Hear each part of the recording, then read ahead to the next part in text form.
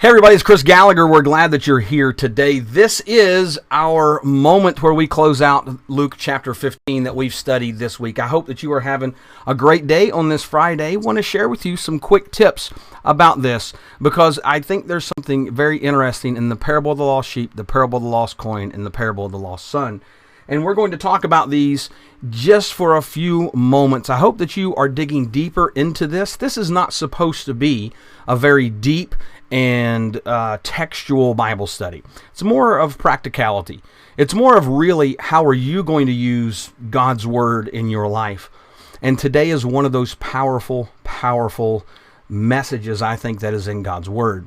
Now, really quick review. We've been in Luke chapter 15, and remember the scene. Don't forget the scene. The scene is tax collectors and sinners, according to Luke chapter 15 and verse 1, are drawing near to Jesus. Verse 2, the Pharisees speak up because they have a problem. They don't want tax collectors and Pharisees near Jesus. But instead, what happens is very, very unique.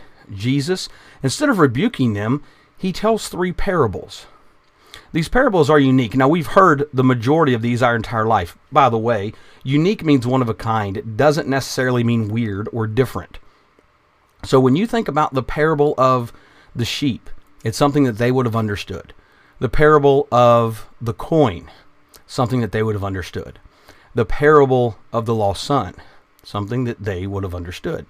Each and every one of those was a story that they could intertwine their life in. We know that a parable is an earthly story with a heavenly meaning. So when you dig into this a little bit more, here's what you find out. It very well could be, now I'm going to say could be, that the parable of the sheep is having to do with your work life. It could be that the parable of the lost coin has to do with your financial life. It could be that the parable of the lost son has to do with your family life.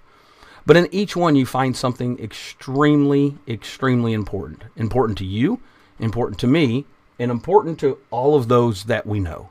And that is, as you look at the text, that is value. I would ask you a very simple question. What do you value? I have things in my office and in my house that I value, that I don't consider them the richest thing in the world, but they're valuable. And when they're valuable, you treat them different, right? And what's valuable to me may not be valuable to you. But in each one of these parables, there is something of value. So here's what I want you to remember.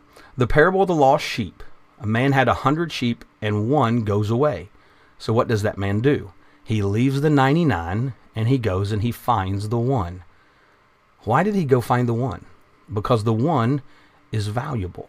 Not just from a financial standpoint, not just from a work standpoint, but because it's lost. It needs help. It needs to find its way. When you get into the parable of the lost coin, for some reason, the coin's not there. For whatever reason, the coin has disappeared. And the lady sweeps the entire house until she finds the coin. Why? Because it's valuable. And because that coin matters. It's got a purpose for her. It matters. Then you have what we normally call the parable of the prodigal son or the parable of the forgiving father. But it's a parable of the lost son. A son took all of the money that he would have gotten later in life and he grabbed that money and he took off with it. He wanted to go his own way and he wanted to do his own thing. As a result of that, he finally wised up and he decided to come home. The father ran to meet him. The father went and got him from the road. Now he was coming home, but the dad ran. If you dig into some of the language, it means the dad ran, and English Standard Version says he embraced him, almost like a tackling hug, because he couldn't believe that his son that was lost is home.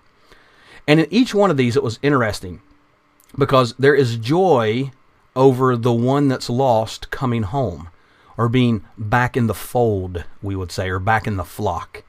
There's joy in that. So the point, I believe, of Luke chapter 15, this series of parables, is that 1 out of 100 matters. 1 out of 10 matters. 1 out of 2 matters.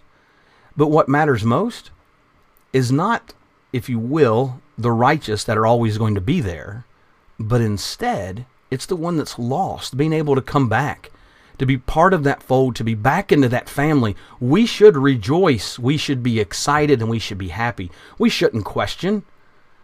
Because if so, have we become like the older brother in the story of the lost son? The older brother went to his father and complained.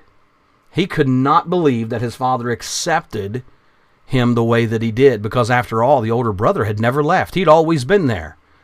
But in turn, his attitude showed his true heart, his true relationship with his brother. You see, as Jesus talks to the Pharisees, and the Pharisees are complaining that Jesus is eating with tax collectors and sinners, they have become the elder brother, because they're not happy that people are coming to Jesus. They're upset because Jesus hasn't given them the trophy, because they feel that they've always been there. Instead, they looked out for their own interest. They didn't care about the interest of others. They looked out for their own. So why does Jesus tell these parables? I would encourage you to go back and to read through Luke chapter 15 again. See what you can gain and see how you can grow. Thanks for being here today, and thanks for being a part of the Preacher's Pen Bible studies that we've been able to go through. I hope that you've been blessed. I hope that these things have been of importance to you as you seek to go forth and to spread God's Word. I hope that you have an excellent day, and as always, we look forward to talking to you soon. Check us out, preacherspen.org. Find all of our social media links there, and guess what?